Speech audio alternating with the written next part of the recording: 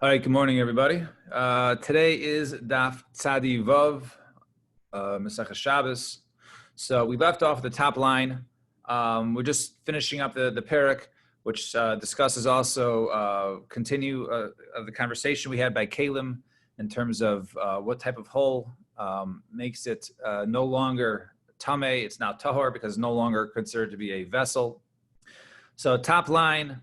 Amar Ravasi, shining, so says Ravasi, we learn, Kli Cheres Shiro B'Kaines Mashka. So when it comes to a Kli Cheres, an actual vessel, right, its shear is in order, it's still a Kli if it has the amount that of where water can enter it through a crack. Amar Maitzi Mashka, and the only time where they said that it's so small that water can't come in and water can only go out, El Inan Gistra, that's only with a shard. Bilvad. As we mentioned yesterday, it's only with a shard that it has a small crack. It's no longer even considered a shard to be useful for anything. So what's the reason why that disqualifies a shard, but that would not disqualify a utensil? Right? Because people don't replace gistra, they just go ahead and they talk it away. They toss it away. They don't need it anymore. Like shards are easier to come by. So therefore, if it has a small crack, it's no longer even useful as opposed to a kli. It could still be used for something else. So therefore, it doesn't lose its status as a kli. And Omar Ula says, Ula pligi batre marai b'marava. Two Amoraim in Israel argued regarding a kli. Rabbi Yossi Rabbi Avin Rabbi Yossi bar Zavda. So machlas between two Rabbi Yossis, one bar Rabbi Avin and the other Rabbi Yossi bar Zavda. Chadamar k'maitzi rimar. One says that when it comes to a flower pot, which is sitting on the ground with a hole in the bottom, how big does the hole have to be in order for the seeds to be considered to be planted to the ground? And if it's planted to the ground, then they are not makabel tumor, they're tahor because they're considered to be growing from the ground. So Chad Omar Kamaitzi Rimon, one says the hole is to be the size of a pomegranate. Chad Omar Kasharish Kot, and the other one says it has to be the size of a small root. The Simonach, the way to remember it is Echad Amar V'Echad Amait. Whether one is big or one is small. In other words, we had three opinions yesterday when it came to a pot. We had three opinions where the largest hole was the size of a pomegranate, the middle was the size of an olive, and the smallest was the size of a root. Now over here, the two opinions here are the largest and the smallest. So the way to remember this machlokes is, in other words, the largest one, right, echad amarba, echad amayit, or the smallest one, which is the size of root. But normally in this context, that usually means something else. But over here, it's just a way to remember that the machlokes, those two opinions, in terms of the largest size of a pot or of the hole or the small size. And Amar Rav Chinana bar Kahana mishmei de Rabbi Eliezer kli cheres shira k'maitzi zeisim. The kli cheres, its shear. For it to lose its tamei status is once it's the size of a kazayas. Or Makashisha, bered the Rabbi Messiah and Rabbi Shisha, bered the Rabbi Messiah b'shmei the Rabbi Eliezer. He says the name of Rabbi Eliezer. V'harei hein, an earthenware vessel with a hole the size of a kazayas. Harein kink galim v'kli avanim v'kli adama. That's the same status as something made of hardened dung or stone or earth. Once it has that size, it's no longer makabel tuma, not midaraisa, madrabanan. However, when it comes to basically a vessel inside a room of tuma, right, in order to protect for that considered to be a vessel, if it's covered to protect its contents from the tuma of tumas ohel, that's only until the hole is a majority of the kli, then it no longer protects that which is inside, even if it is sealed. So So since the Katzensteins are not here, just Yosef is a representative, we will move on. Now,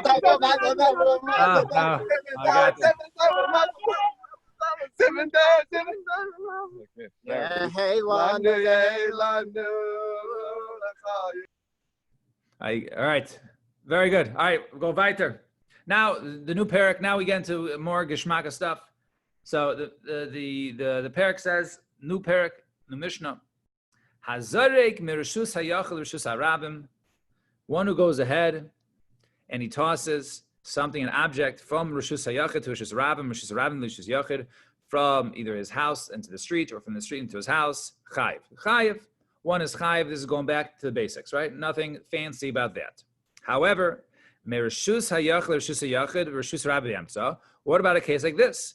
I throw it from my house, right, to Andrew's house, and across and in between our houses is a rishus rabim, is a public way. So says so it says over here. So Rabbi Kiva Mechayev. Rabbi Kiva says I'm Mechayev. Why? Since it traveled from my house, right, through Andrew, through the Rosh Rabbin to Andrew's house. Therefore, one is Chayev. The Chachamim Paichim. The Chachamim say you are pater in such a case. You are pater in such a case.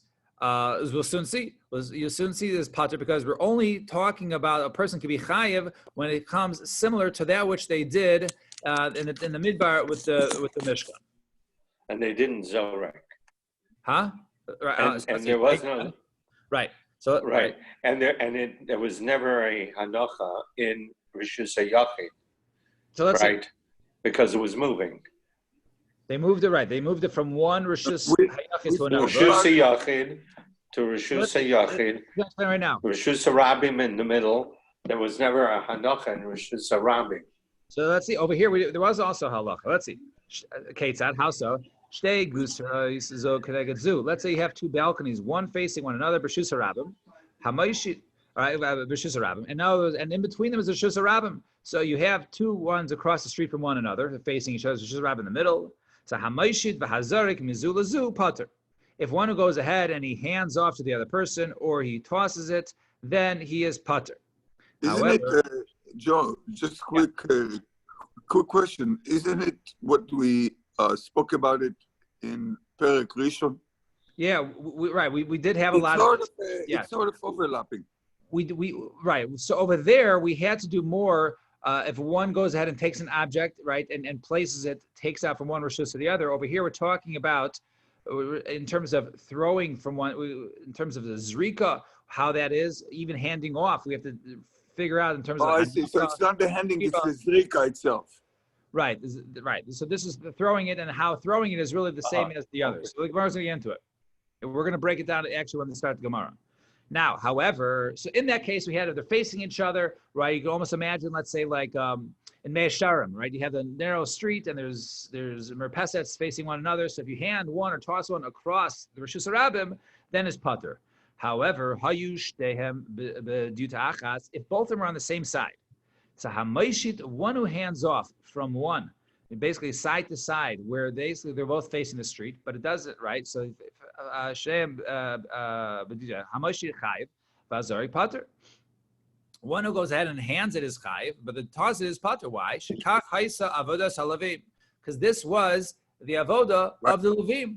This is how the levim, they used to go ahead and they would carry the boards and they would travel with it and they would set up, put it up and put it down. So that's what they used to do. They would have two agalos, right? Two sets of wagons facing one another, two in the front and two behind, and they would pass them over, right? In the Rishus Harabim, and they would hand one to the other. In other words, so they would have two here, one in front, one back, and they would pass from the back to the front, and basically they would pass it from, even though there was a Rishus Harabim, right on the side of them. And they were, I've got a picture there. They were basically parked in the Rishus Harabim. They would pass the Krushim, and since they would only pass the Krushim, they would not throw the Krushim. So therefore, one who goes ahead and passes when they're side by side, it doesn't go over the Rishus Harabim. Rather, it runs with the Rishus Harabim. Therefore, that's the similar case in the Mishkan, and only that is the identical case, and therefore one would be chayv in that case. But the other cases, whether it's handing across or throwing side by side, one would be pater. Now, we have to sort of break down this mission. There's a lot of assumptions and givens in this Mishnah, and the Gemara is going to want to ask and see what's going on here. So let's turn the page. Now, top of Tzadi Vav Amud Beis, this is Michli. Let's see. Zrika Talada the Hotzai. Zrika is really a Talada, right? We mentioned there's Avos Malachos, there's 39 Avos Malachos, and each Av Malacha is broken down into subcategories, which are known as Taladas. And so now the Gemara says, Zrika Talada the Hotzai. Right? So Zrika is a Tolada, right? It's a subcategory of Hotzah, of to take out from one Rishus to another Rishus. So Hotzah, Gufa Heichi Ksiva. So where do we see Hotzah in the Torah? Rabbi Yochanan, the Pasuk says, Vayitzav Moshe Vayivru Kol Machane, and Moshe Rabbeinu called down the Machane.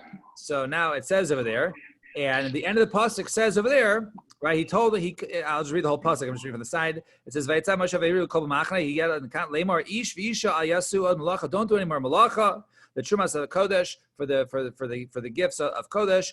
Vaikila mehavi, and the nation stopped from bringing. So the end of the pasuk says mehavi, right? To bring out. They brought from their houses to the public, to the Rosh Hashanah to bring the materials for the Mishkan. So pasuk says, so Moshe Heichan Havi Yasiv, where was Moshe Rabbeinu located? So Machal Leviyah, he was the Machal Leviyah, Machal Leviyah, Rosh Hashanah Havi, and the Machal Leviyah was Rosh Hashanah. The Kamarlu Yisrael Leisafkiku, and he told them, do not bring anymore. No, it's Shabbos now. Do not bring from your houses out here. And therefore, so we see, so to bring out from one's house into the Rosh Hashanah would be forbidden. Right? And no longer, please don't bring out any more supplies or materials from the Shusayach to the Rosh Hashanah, into the Rosh Hashanah. So Gemara said, ask him this. He says, Mimai de Shabbos kai. Who says the whole reason why he told them to stop doing and to bringing out the supplies was because it was Shabbos? Maybe it was during the week, and maybe because the work was done, or else they had all the supplies they needed. They didn't need any more additional supplies, any more help. So they told the people to stop. It's enough. The pasuk says, right? And then the work was completed. So Gemara answers, no, Gomer Havara Miyom Kippurim. We learn Exer Shava of the word Havara, which appears also in Shabbos over here. We just said, right? Vayviru Kol Machana, and also by Yom Kippurim. Ksiv Hacha Vayviru Kol Machana. It says over here, and he called out, right? And a voice went out into the camp. Ksiv Hasa says over there, Vavarta Shefer Trua, and it says over there by Yom Kippurim, right? And there'll be you will sound the shofar. So just like over there during the day was Aser, Afkan Aser. So too over here was right. So just like over there it was forbidden, right? So too over here was forbidden. So we see that Havara was the reason is because it was forbidden. It was forbidden to go ahead and to carry out. So the Gemara says, fine, that was Hotzah, Ashkan Hotzah, Hachnasim Inolan. So that was okay, taking from my house to the Rishus Harabim. Now what about from the Rishus Harabim to my house, right? That's the next step. So Minolan. So where do you know that from? So the Gemara answers, it's actually a logical, right, assumption, right? Let's see. It's from one domain to another domain. So Mali Afkilu, Mali Elui. What does it make a difference whether I take out or whether I bring in? Right? Mihu Hotzah Av Hachnasa Tolada. So nevertheless, okay, if that's the case, Hotzah is the Av Malacha, and Hachnasa to bring in is a Tolada. So Michdi. Now also let's further analyze. Aha Mechayv, Aha Mechayv. If each one I'm Chayv for, I'm Chayv whether I take it out or whether I bring it into my house from the Shus Harabim. Amai Karle Hai Ava, Amai Karle Hai Tolada. What's an Av Kamina? Whether it's an Av Malacha or it's a Tolada, right? If they're both Aser, okay, what's the Av Kamina? So our answer is Nafkamina. What's the nafkamina? Diva shtei avos. If a person does two avos. Sorry to stop you. I got here a little late. Where are we holding? We are like a third of the way down on Sadi Vav Amud Beis. Okay. Right next to the fourth Tosfos. Got it. Thank you very much. So it says over there, so if a person does two avos malachos in the same time, inami or two separate different taladas, so mechayev tarti is chayev 2 times for 2 different chatos. However, the av talada, the talada did. However, if he does an av malacha and he does one of the taladas of that av malacha, le mechayev. A person is not chayiv. He's only chayiv 1 for the av malacha. He's not chayiv for the talada. So a person, if he's chayiv for the av malacha, if any of it he does the subcategories of that same malacha, he's still only chayiv for that av malacha. So no, that's the big nafkamina. So if a person does hotzah and achnas at the same time, according to this, you'd only be chayiv 1, not 2, because it's an av with its talada. You're only chayiv for 1. So ella chada, right? You're only chayiv for 1. But according to Rabbi Yezer, who holds that if a person does an av malacha and one of its toladas alongside it simultaneously, that he's chayiv for both, right? Amai karle av, amai karle tolada. Now, according to him, since you're chayiv 2 anyways, so what's an av kamina? What's an av? That's a tolada. If they're both avos or both toladas, what's an av kamina? So hach dahavi b'mishkan chashiv le'av, and hach dahavi b'mishkan chashiv le'av. Okay, so one pasha is, you're right. There is no nafkamina. There is no nafkamina l'maisa, but we'll call the one that's the av malacha, the one that was done in the mishkan, which was bringing from inside the house into the street, And the one that doesn't, that will be called a talada. Inami or hachtaksivi kroi. Wait, he the same malacha, but he did the av and the tolda. Why is it saying he's chayiv too?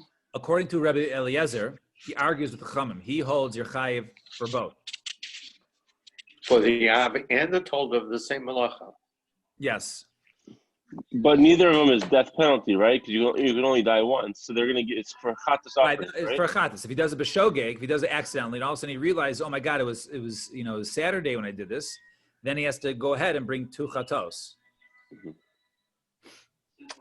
So now, according to Rabbi Eliezer, there's Oh, no option, okay. whether you call it an av malacha or talada, because you're chayiv manav, you're They chayiv come from up. inami, or hatakizi cry av v'hadlaksivi cry talada, or we can just say that the one that was written in the pasuk to carry out, since that was written in the pasuk, right? Milahavi. So therefore, to go ahead and take out, that is considered to be the av, and the one that was not said beferish in the pasuk is the one considered to be the talada. Aye, so the Gemara now builds up another kasha. V'ada Tanan, we learned earlier, right? Or it says in another Mishnah, Hazarek dalat amos b'kaiso. If one who goes ahead and throws something and it sticks to the wall, right, and he throws it b'kaiso lamala me'asar tefachim, higher than 10 tefachim. So 10 tefachim, it's approximately 4 inches, higher than 40 inches. Imagine, 4.5 feet, 5 feet, right? So it says, Hazarik dalat amos b'kaisel, l'malam yasar tefachim, kazarik bi'avir. It's like he throws in the air. And if I throw something in the air, I'm putter, because it didn't land anywhere, all right? So since that landed on something higher than 10 tefachim, which is a makom patur, so therefore, you're not chayiv. So to over there. So l'matam yasar tefachim. If it was below asar tefachim, kazarik ba'aretz, it's like he throws it on the ground, v'azarik ba'aretz, dalat amos chayiv. And one of the goes ahead and throws on the ground for dalat amos is chayiv. So now the Gemara says, okay, you took that as an assumption of that one is chai for that. So the Gemara asks, Zarek dal amos b'shusa rab nolan. So next step, okay, now where do we know throwing, right? Our Mishnah is talking about hazarik, one who throws from one balcony to another. Where do we see throwing? Why should throwing be usher to throw something dal amos, be usher to do on Shabbos? Minolan, the mechayev. So Amr Rabbi Yeshia shechein orge yiriyas zarkin machtien zelazeh. Because those that went ahead and we're weaving, right? They had to go ahead and put together the curtains, right? So those that were weaving would go ahead and they would throw their needles to one another. So again, what do you mean? When you weave, you don't use needles. Notice when they were sitting there in the Rishus Harabim and they were sewing together the curtains, right? They were sewing them, the two of them side by side next to another to make a long, curtain, right? So they were using needles. So they had to throw the needles to one another, and they were throwing it dalat amos. So since they're throwing dalat amos, we see that's called malacha. That's called doing work. Maybe they were sitting next to each other. Who said they were sitting so far apart they had to go ahead and throw it? So mata hadadi v'machtim. So right. So we say over there. So he says no. Maybe they would just go ahead and reach over, and they wouldn't go ahead and they need to go ahead and next to one another. They would hand it, so they wouldn't go ahead and throw it. I have a dilm b'seich Abraham Yasi, but maybe they were sitting within Dalat Amos, right? Who says their fathers? So Elamar Rav Chizda shechein orge yiriyas zarkin buchiar b'yiriyah. So no, rather it wasn't the needles that were being thrown. Rather, it was the those who were weaving, right? They would have the shuttle that would go back and forth. So they would throw the shuttle to one another, and when two people were weaving, so they would throw it to the other one. So the Gemara says, but it's still in his hand, right? It's not in the air in the entire Dalat Amos. It's still in his hand within the Dalat Amos. So the Gemara says, B'nizcha baso is the last thread on it. So therefore, it really did leave his hand, right, for the entire Dalat Amos because there was no more thread on it. It was in a makom patur. In other words, the area that it was on, it was described as a makom patur because, as Rashi says, right, between the different areas, right, it's not because it wasn't a wide Dalat Amos. It wasn't wide Dalat Amos, so therefore it's not considered to be a makom patur. It's not considered Rishus Rabbim, it's a makom patur. So therefore, you don't know, right? They shouldn't be chayiv for throwing in a makom patur because it was not Rishus Rabbim. So rather, they would go ahead and they throw the actual shuttle to one another, so the other one can go ahead and use it. I have a dilma gabi hadadi habi yasi, but maybe they're sitting next to one another. So matu hadadi b'chefes. So they said over there. So the Gemara says over there, no, they weren't going ahead and sit next to each other because since they had to weave it the full amount, so therefore they had to be at least Dalet Amos because it was already Dalet Amos in width. So each curtain was Dalet Amos in width, and they were trying to weave back, the threads back and forth, and therefore it would have to go ahead and be a full Dalet Amos. Right? But maybe they were closer to one another, but they were sort of like not directly next to each other, but they were sort of staggered. And furthermore, Mishali Madadi, did they actually go ahead and borrow other people's supplies? Vatanya Luda. So Luda taught, Ish Malachta Ashir Hema Isim. So it says each person, right, from they did their specific work. He did from his own work, from his own house, his own supplies. So they wouldn't be borrowing supplies from one another. They wouldn't be throwing supplies from one another. So we don't see that throwing was part of the process of weaving, right? There was no transferring materials to one another and supplies and tools. Also, what about a person who carries? So, okay, you want to say they tossed it? So, okay, where do we see that carrying is usher? Because not only do we know that tossing something in Rishus Rabbim is usher, but you can't even walk with it, right? When you walk with it, that has nothing to do with transferring from one Rishus to another Rishus, right? If one carries something, Dalet Amos, Rishus Rabbim, he's chayiv. Where do you see that was done in the Mishkan? So our answer is Elo kol arba amos b'Rishus Rabbim gemara gemirila. Rather, it must be conclusion nothing to do with the tossing of supplies or the materials or the traveling. Rather, that is a halach l'moshe Sinai. The halach l'moshe Sinai, that one who goes ahead and carries something Dalet Amos, or if he throws something Dalet Amos in the Rishus Rabbim, is chayiv in such a case. Fine. 2 dots. Omer Rav Yehuda Omer Shmuel Mekayshesh. So there was a the Torah brings down a Maisa in the Midbar. It says over there that the person was Mekayshesh Eitzim on Shabbos. He's Mekayshesh Eitzim on Shabbos. He was punished, and he was Chayiv Misa. So Rav Yehuda Meshmuel Mekayshesh Ma'avir Dalet Amos Rishus Rabbim Havi. Says Rav Yehuda, what was the Mekayshesh doing? What was he called Mekayshesh? Right? Mekayshesh is a funny lashon. What was this? It sounds like a gatherer. What was he doing? What was his isser? His isser was he was carrying on Shabbos. Right? He was carrying on Shabbos. And b'masni satana toleish havi. And we have another brisa that says he was toleish. Right? He was actually plucking. He was cutting. He was he was doing talisha, and therefore that's the reason why he was chayiv. Maybe it was Omer. He was gathering. And Ravacha and putting it in a bucket. And he says it was Mamir. It was gathering. Okay. Yeah, 3-way machloket. The one holds it was carrying, right? One holds it was tolesh. He was cutting, removing from the ground, and the other one holds he was gathering. All 3 are malachas. So lamai nafkamina. So what's nafkamina? So the Rav, like Rav, Dama Rav, says Rav Matzasi Megillah Sar. And I once found the Megillah Sar, there's a hidden Megillah, Bei Reb Chia in the house of Reb Chia. The Kosu Bei Isi Ben Huda. It said in there, Isi Ben Huda Aimer, Avos Malachos Arboim Chasarachas. So he says that the 39 malachas, Ve'eno Chayiv El Achas. You're only chayiv for one. The Gemara says Achas V'sulo. You're not chayiv for all of them. But Tanan, Avos Malachas Arboim Chasarachas. Right, so we mentioned this going several times already. So he said, okay, what do you mean? We earlier, 20 blot ago, we mentioned that one who does all the malachas at the same time, right? So it says 39 malachas. Why I say 39 malachas? Who cares? I know how to count, right? I can count the words. Why do you got to tell me it's 39? Why do you got to count for me? If you do all the avos malachas at the same time, and he didn't realize that each one was usher, so in such a case, he has to go ahead and bring 39 chatos. That's the reason why he told me 39. So Gemara says, so how could you say they're only chayiv for misa for one of them? We see your chayiv misa for all of them. So Ema Eina Chayiv al Achas Man. Rather, says Isi ben Yehuda, written in this Megillah Sarim, it says one of the 39 malachos you're not Chayiv Misa for. One of them, but it doesn't say which one. Right? And Rav Yehuda, Pshitale over there, Pshitale de Ma'avir, and so Chayiv. And so now, which one is it not? So Rav Yehuda says, Pasha, it's not carrying. Why? Because the Kaishesh was carrying, and he was put to death. So obviously, right? When we're trying to figure out which Av Malacha is one not Chai Misa for, right? Is it Bishul? Is it Boirer? Any of these things? It's not caring, because we know caring you are put to death for, because that was the case of the Mekaishesh. And Masnis, and according to the Brisa, Pshitulei the Tolesh Chayv, and according to that Brisa, it was Pashit that it's not Tolesh, right? Or, cutting or moving from the ground, because we see over there that person was Chayv Misa. According to that opinion, that was the reason why it's Chayv Misa. Racha Yaakov, Pshitulei the Mavir Chayv, and according to Racha Yaakov, right? It was like Eddie mentioned that no, gathering, one who goes ahead and gathers, right?